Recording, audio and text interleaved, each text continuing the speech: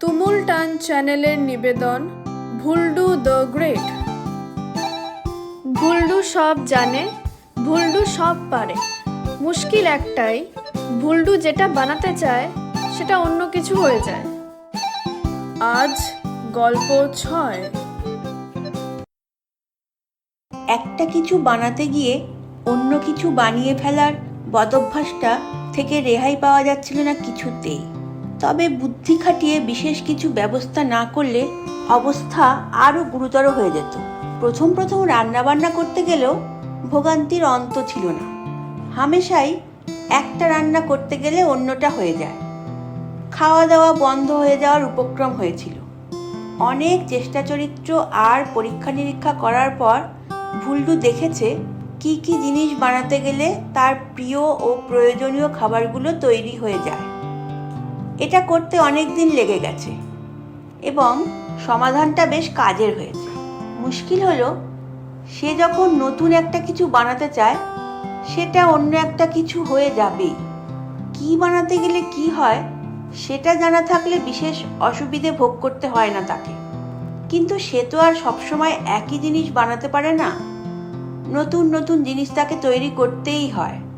তখনই যত গণ্ডগোল। যেমন সেদিন ভুল্ডু একটা নতুন চিকেনের রেসিপি তৈরি করলো মাথা খাটিয়ে। নাম দিল তার চিকেন ডামাডোল।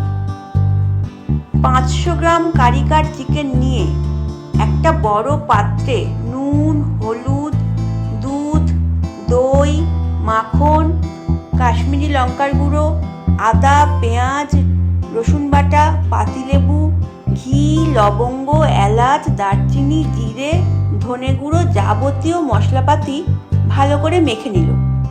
তার সঙ্গে মেশালো টুকিটাকি নামের একটা জাপানে প্রস্তুত পদার্থ।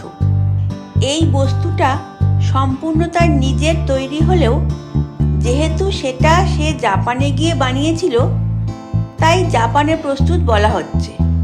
এবং এটা থকথকে, না সাদা, না কালো, না হলুদ, না নীল, না বেগুনি, না লাল, না কমলা, না বাদামি এক পদার্থ। কি যে তার রং সেটা ভগবান কেন সে নিজেও জানে না। জিনিসটা তৈরি হয়ে গেল আচমকা, নিজের গায়ে কোনো রং না রেখেই। আবার এই টুকিটাকি বিষয়টার আরেকটি মস্ত গুণ হলো, এটি না ঝাল, না টক, না মিষ্টি, না নোনতা, না তেতো, না কষ্টে, বস্তুত এর কোনো স্বাদই নেই। যাই হোক, চিকেনের সেই মিশ্রণ সে রেখে দিল ফ্রিজে। চিকেনের সঙ্গে এমন 12 জাতের মিশ্রণ থাকার জন্যই এর নাম চিকেন ডামাডোল।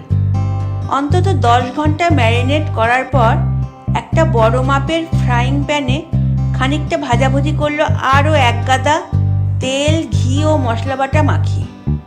যখন চটচটে হয়ে গেল চিকেনগুলি, তখন তা তুলে নিয়ে রাখলো একটা বড় সসপ্যানে।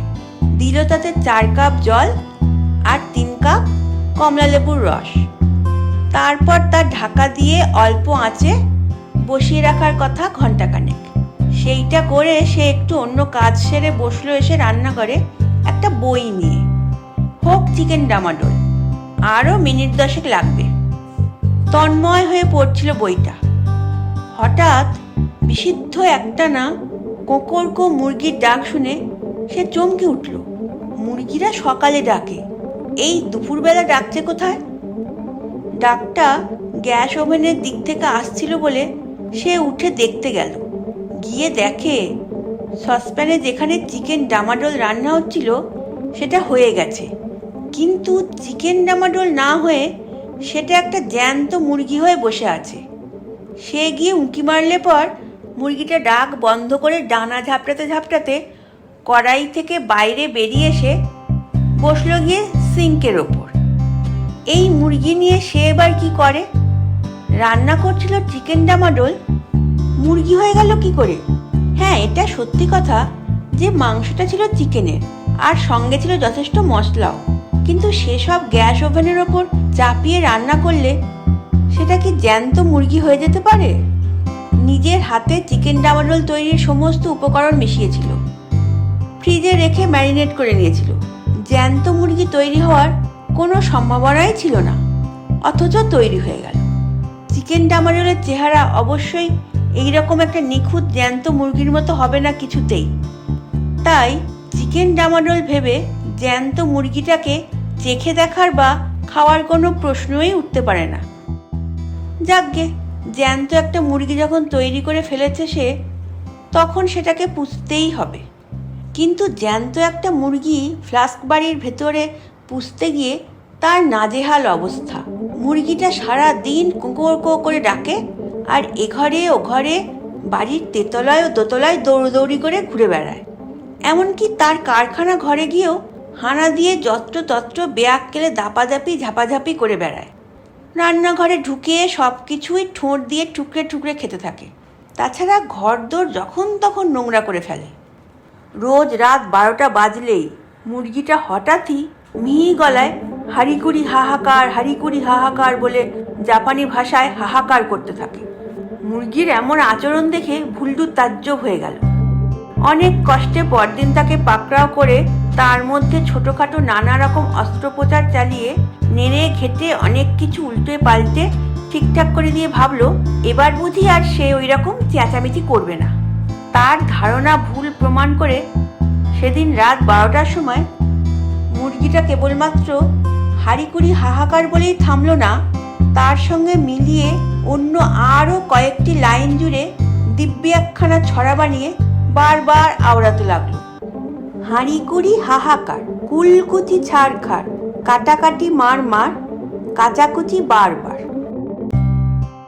অনেকভাবে অনেক রকম চেষ্টা করলো ভুল্ডু, করে ভাবলো এবার বুঝি তার ছড়া বলা বন্ধ হবে। কিন্তু তাকে বোকা বানিয়ে সেদিন রাত 12টার সময় আবার মুরগিটা গতদিনের পুরো ছড়াটা আউড়ে তার সঙ্গে আরও অতিরিক্ত কয়েকটি লাইন জুড়ে দিল। হাঁচাহাঁচি কারবার, নাচানাচি যার যার, কানামাছি ছাড় খাড়, বাছাবাছি তার তার, পাকাপাকি কার কার, ঝুলোঝুলি সমাচার। মুরগিটা শুধরল না দেখে সেদিনও সারাদিন তাকে নিয়ে প্রচুর নাড়াঘাটা করে গেল ভুল্ডু। একটা তুচ্ছ নির্বোধ মুরগি তাকে এতটা খাটিয়ে মারছে দেখে সে মুরগির ওপর নাকি তার নিজের ওপর কার ওপর বিরক্ত হবে বুঝতে পারল না। এতটা খাটাখাটনি করলে সে গোটা একটা মহাকাশযান বানিয়ে ফেলতে পারত, আর একটা মুরগি তাকে এভাবে ঘোল খাইয়ে মারছে। যাই হোক, আজ সে এমন ঠিকঠাক করেছে যে আর তার ক্ষমতা হবে না ছড়া কাটার। কিন্তু ভুল্ডুকে একেবারে পথে বসিয়ে দিয়ে সেদিন রাত 12টার সময়ও মুরগিটা আবার জাপানি ভাষায় আগের দিনগুলোতে বলা ছড়াটা তো বললই, বরং আরও কিছু অতিরিক্ত লাইন জুড়ে দিল সঙ্গে।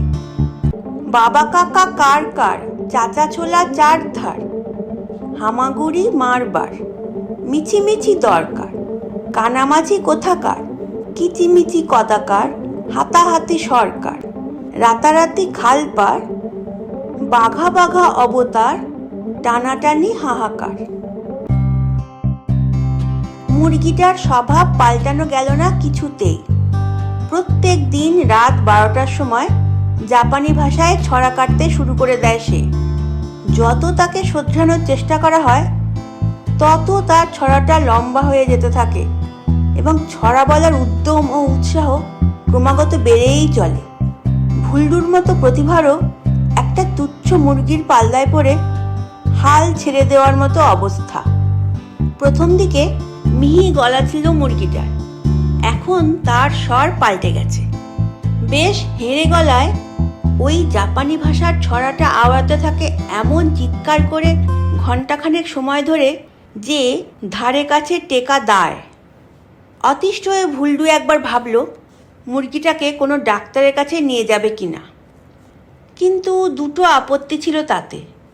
প্রথমটা হলো মুরগি যেহেতু মানুষ নয়, তাই মানুষের ডাক্তার তার কোনো কাজে লাগবে কিনা। আর দ্বিতীয় ব্যাপারটা হলো ভুল্ডু নিজে কখনো কোনো ডাক্তারের কাছে যায় না, কারণ তার যা ছোটোখাটো হাঁচি কাশি চুলকুনি হয় তার ওষুধ যেভাবেই হোক সে নিজে বানিয়ে নেয়। অবশ্য প্রয়োজনীয় ওষুধটা বানাতে গিয়ে বারবার অন্য কিছু হয়ে যেতে থাকে। তবে তাতে বিশেষ কোনো সমস্যা হয় না, কারণ ওই প্রয়োজনীয় ওষুধ বানাতে গিয়ে অন্য কিছু হয়ে যাওয়ার প্রক্রিয়াটা যতক্ষণ চলতে থাকে ততক্ষণে তার ছোটোখাটো হাঁচি কাশি চুলকুনিগুলি নিজে নিজেই সেরে যায়। শেষ পর্যন্ত হাল ছেড়েই দিল ভুল্টু। মোট কথা হলো, এই যে মুরগিটার স্বভাব পাল্টাতে পারা যায়নি, পাল্টাতে পারাটা যে অসম্ভব সেটা সে আবিষ্কার করলো এবার। আসলে জাপানে প্রস্তুত ওই টুকিটাকি পদার্থটার জন্যই যত গণ্ডগোল, ওটাই যত নষ্টামির মূল কারণ। চিকেনের মিশ্রণের সঙ্গে জাপানে প্রস্তুত টুকিটাকি বস্তুটা এমনই মেশামেশি হয়ে গেছে যে মুরগিটার মজ্জায় মজ্জায় তা গেঁথে বসেছে একেবারে মুরগিটার জিনের মধ্যে। তাই সে এমন জাপানি ভাষায় অনর্গল ছড়া কেটে যাচ্ছে। সেটা বন্ধ করতে চাইলে গোটা মুরগিটাকেই মেরে খেয়ে ফেলে আবার তাকে নতুন করে বানাতে হয়। অন্য অনেক গুরুত্বপূর্ণ কাজ এই তুচ্ছ ব্যাপারটা নিয়ে মাথা ঘামাতে গিয়ে পণ্ড হয়ে যাচ্ছিল। এই ব্যাপারটা থেকে ভুল্টু রেহাই পেল একেবারে দৈবক্রমে। সেদিন কি দুর্মতি হয়েছিল মুরগিটার কে জানে। ফ্লাস্ক বাড়ি থেকে দুপুরের পর প্রথম বাইরে বেড়াবার জন্য বেরিয়ে গেল। বেরিয়েই সামনের মাঠটায় প্রচুর ঘোরাঘুরি করে খুঁটে খুঁটে কী সব খেলো টেলো, আর বিকেলের দিকে চলে গেল মাঠ পেরিয়ে জঙ্গলটার কাছাকাছি। প্রথম বাইরে বেড়াতে বেরিয়ে প্রবল উৎসাহে সে ঘোরাঘুরি করেই যেতে লাগলো। ফ্লাস্ক বাড়িতে ফিরে আসার আর ইচ্ছে দেখালো না। সন্ধে লাগার একটু আগে জঙ্গল থেকে বেরিয়ে একটা শেয়াল সেই মুরগিটাকে খপ করে ধরে নিয়ে আবার জঙ্গলেই চলে গেল। তুমুল টান চ্যানেলে ভুল্টু দ্য গ্রেট আবার আগামী রবিবার রাত ৮টায়।